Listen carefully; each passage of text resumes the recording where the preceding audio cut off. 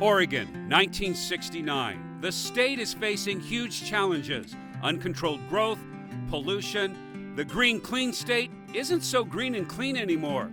Smokestacks pollute the air. Trash washes up on the shores of beaches and rivers. Was there more litter than today? Absolutely. Especially cans and bottles. Oregon didn't have the ethic that it has now. It was the toss them out the window society. It was, you finish with the pack of cigarettes, you throw it out. You finish with the candy wrapper, you throw it out. Newly elected Governor McCall is pushing for funding to fight Oregon's growing litter problem, saying the problems must be faced or Oregon will be trampled and despoiled beyond recognition. One of the most important things to him was to get rid of the litter, the disregard for the environment that was exhibited whenever you saw bottles and papers and stuff on the environment. Tad McCall recalls his father's determination to clean up Oregon. My dad had this idea that if you had refundable bottles, that there would be less inclination to throw them away. McCall's first attempt at an Oregon bottle bill fails, but in political defeat, a political solution is born. So Solve was put up as this Stop Oregon Litter and Vandalism. The beverage industry at the time did not want to have a returnable deposit. The beverage industry views Solve as a harmless volunteer group, but McCall wasn't done with his fight. 2 years later, his landmark bottle bill becomes law. He not only creates an amazing statewide organization that is 50 years strong right now, but he also gets one of his 4 pillars of the McCall administration: the beach bill, the bottle bill, land use planning, and Solve. Once Solve started, and once the bottle bill passed, Oregonians began to take more interest in the environment, and we developed a reputation fairly quickly as a green state, as a state that was ahead of its time. Volunteers take part in Solve gatherings, picking up trash and litter, but there is no real stable funding for Solve, no real leadership. What there was the muscle of the governor, and when a force like Tom McCall spoke to his staff or the legislature, things got done. In December 1982, battling cancer, Tom McCall is admitted to the hospital for the last time. I sense that I'm headed for Valhalla like a bat out of hell. A few weeks later, Tom McCall dies. Oregon mourns his passing, and with McCall's death, it seems Solve is also dying. When Tom passed away, for all intents and purposes, Solve passed away. 1 year after McCall's death, Solve is approached by someone who works for the Oregon Department of Fish and Wildlife. There was a great woman named Judy Nielsen, and she came to Solve, and she said, I am so tired of the litter that I see on the beach. It is just a horror. The Oregonians are just pigs. It's cigarette butts and beer cans and broken bottles and fire pits and fishing line and bags of garbage, and it's just horrible. Why can't we do something about that?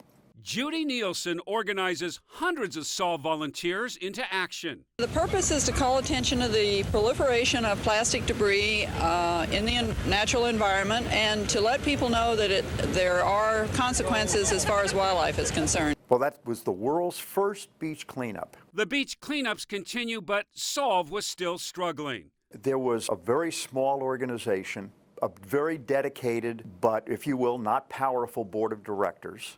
The board finally decided it was time to hire Solve's first executive director. In 1990, Jack McGowan took the job. Well, Jack was a force of nature, a little bit like Tom McCall, charismatic, energetic, unstoppable. After I said yes, they said, well, this is the reality, Jack.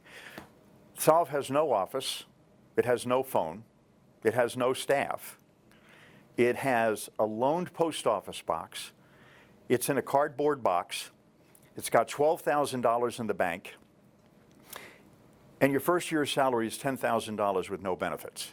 But Jack has a passion and a partner. His wife Jan comes on board. Together, they're determined to push Solve forward. So there was this history of the beach cleanups, and we just imagined that could be multiplied. Jack and Jan have a plan. They reach out to businesses and corporations, starting with Portland General Electric. So the concept was, why don't we get massive amounts of volunteerism out of corporations, really getting not only the employee, but the employee's family. It was dad and mom and grandma and the kids, and they're all coming down to the beach cleanups. So the beach cleanups exploded from maybe 12, at the most 1,500 people, to 5,000. Other corporations and businesses joined with Solve, spreading cleanups from beaches to across Oregon, to rural areas, cities, and towns. As Solve celebrated 25 years, it had become a national and international model of environmental stewardship. In 2001, as Solve was heading into its 32nd year, Jan had an idea. You know, we spent a lot of time at the beach organizing beach cleanups. We loved the coast. And I just was thinking about the idea of walking the entire coastline. But wouldn't it be amazing to be able to step on every inch of the Oregon coast? The 2001 Solve Legacy Walk was a visible demonstration of Oregonians' love for our beaches and Solve. Thousands took part in the 7-week walk, some walking a mile or two, others completing the entire journey. Jan recalls walking across the Newport Bridge.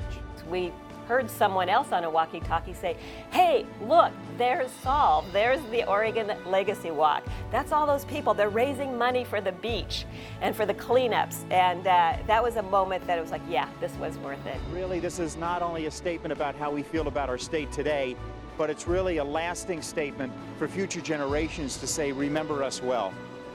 We came together at this moment in time and thought about the future, and this is our gift to you.